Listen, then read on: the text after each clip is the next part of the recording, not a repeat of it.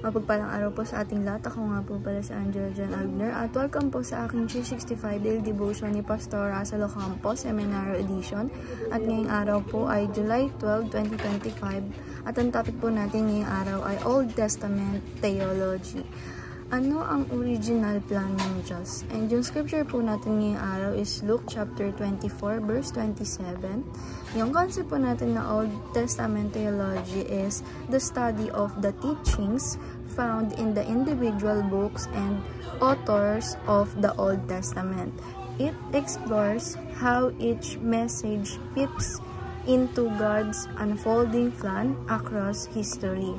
Far from being outdated, the Old Testament provides the foundation of God's redemptive work, leading all the way to Jesus Christ. And yung scripture po natin na Luke chapter 24:27, and beginning with Moses and all the prophets, he explained to them what was still said in all the scriptures concerning himself. Sa Tagalog po, at pagmula kay Moises at sa mga propeta, ay pinaliwanag niya sa kanila ang mga bagay tungkol sa kanya, sa lahat ng mga kasulatan. And yung teaching number 1 po natin is the Old Testament tells us the original plan. Sabi po dito na yung Old Testament nga po, isa nga daw po itong theology na study na makikita po natin o matatagpuan po natin yung mga individual, yung mga sinulat po nila Moises, mga sinulat po ng mga propeta doon, sarili-sarili po nilang authors or books doon sa Old Testament na pinapakita doon yung original plan ng ating Panginoong Diyos para sa atin. And teaching number 2, the Old Testament explain to us the problem. Sabi po dito na yung Old Testament is ini-explain din po dito yung mga problem na dapat na masolusyonan.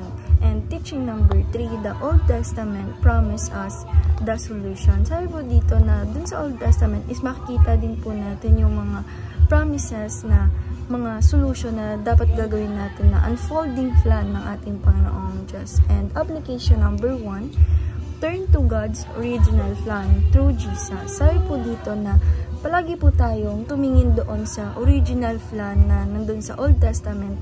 Ito po yung original plan ng ating Panginoong Diyos para sa atin at para through makakilala rin po natin ang ating Panginoong Hesukristo. And application number 2, trust God's plan with patience and endurance. Sabi po dito na magtiwala po tayo sa original plan ng ating Panginoong Diyos na may patience sa atin, na may endurance din po tayo. And application number 3, trace the story of Jesus through to the Old Testament. Sabi po dito na i-trace po natin or alamin po natin, intindihin po natin yung pinaka-story ng ating Panginoong Diyos sa Old Testament na makikita po natin sa Old Testament. And dahil lang po ngayong araw, maraming salamat. God bless.